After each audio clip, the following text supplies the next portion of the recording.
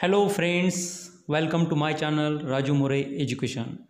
Today we are going to discuss about 6th standard English lesson Ads Wise Customers. Ads Wise Customers म्हणजे जाहिरातींचे सुज्ञ ग्राहक. Add म्हणजे advertise किंवा जाहिरात, wise म्हणजे हुशार, कस्टमर्स म्हणजे ग्राहक. You must have seen ads, that is advertisements, on TV and in many other places. तुम्ही TV आणि इतर अनेक ठिकाणी ॲड्स म्हणजे जाहिराती पाहिलेल्या असतील. मस्ट हॅव सीन म्हणजे खरोखर पाहिलेल्या असतील. ॲड्स म्हणजे ॲडव्हर्टाईज किंवा जाहिरात. TV म्हणजे सर्वांना माहीत आहे, TV म्हणजे टेलिव्हिजन. अदर प्लेसेस म्हणजे इतर जागेवर. Advertisements are given by owners of different companies to tell people about their products.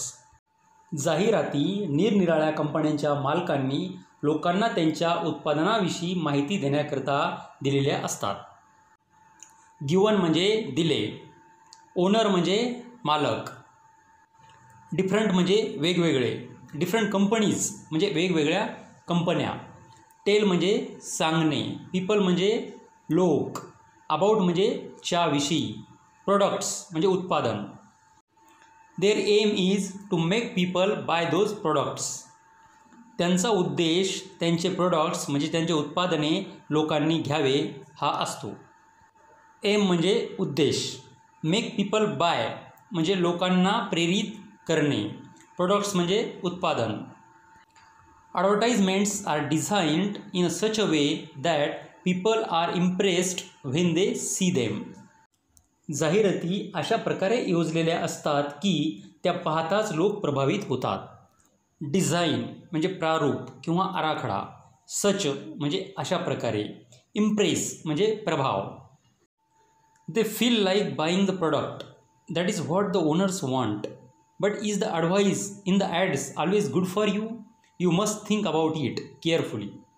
लोकांना ते उत्पादन विकत घ्यावेसे वाटते आणि हेच तर कंपन्यांच्या मालकांना पाहिजे असते. परंतु जाहिरातीमध्ये दिलेला सल्ला तुमच्यासाठी योग्य असतो का? तुम्हाला त्याचा काळजीपूर्वक विचार केला पाहिजे. फील म्हणजे अनुभव करणे. लाईक म्हणजे आवडणे. बाय म्हणजे विकत घेणे.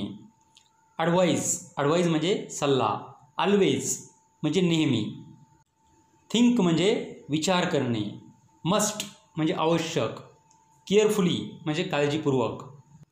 You must act like a wise customer and decide what to buy, how much to buy and what not to bye.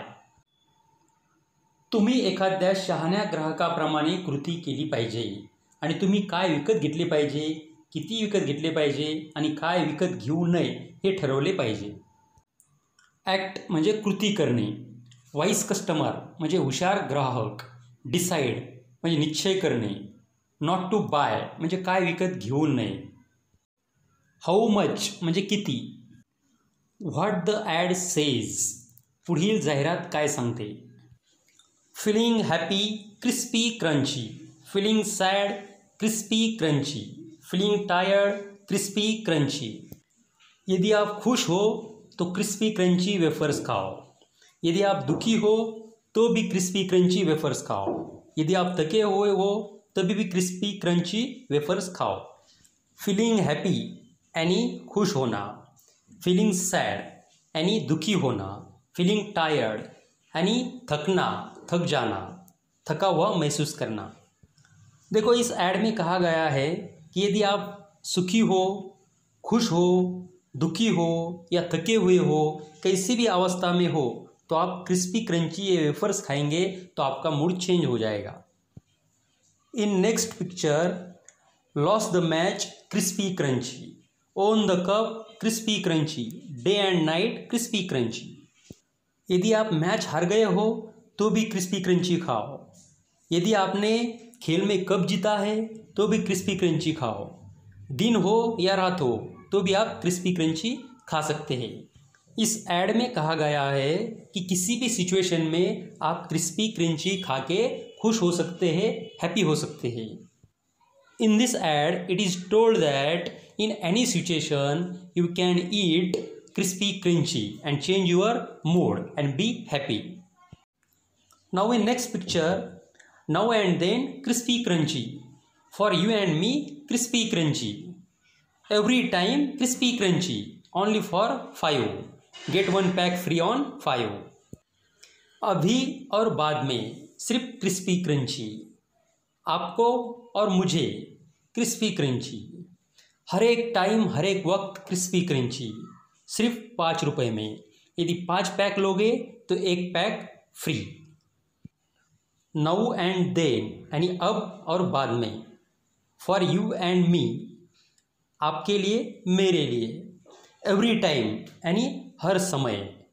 Only for 5 यानी सिर्फ 5 रुपये में। फ्री यानी मुफ्त। In this ad it is said that crispy crunchy is useful for you in every time. It is also said that this crispy crunchy is only for 5 rupees.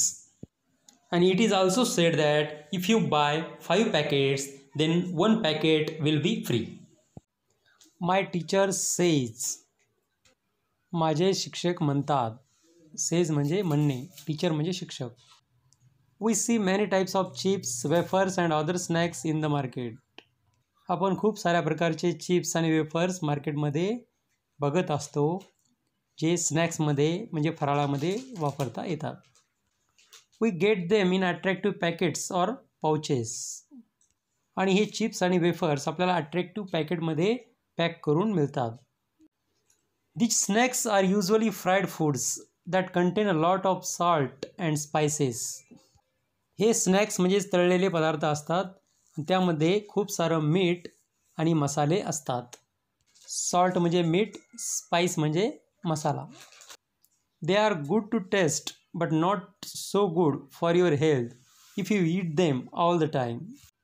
ते चवीला चांगले असतात, पण प्रत्येक वेळी जर तुम्ही खात असाल तर तुमच्या शरीरासाठी चांगले नाही. टेस्ट म्हणजे चव, गुड म्हणजे चांगले, हेल्थ म्हणजे स्वास्थ्य, ईट म्हणजे खाणे, ऑल द टाईम म्हणजे प्रत्येक वेळी. Growing children need a balanced and nourishing diet that includes different types of serials, pulses, fresh vegetables, fruits, nuts, milk etcetera. वाढत्या वयाच्या मुलांना त्यांच्या जेवणामध्ये कडधान्य, तृणधान्य, शेंगदाणे, ताजा भाजीपाला, फळ, दूध इत्यादी पदार्थ मिळायला हवेत, जेणेकरून त्यांची योग्य वाढ होईल. In this way we completed this lesson. Okay friends, we meet in the next video with different subject. Good bye, नमस्ते, टेक केअर.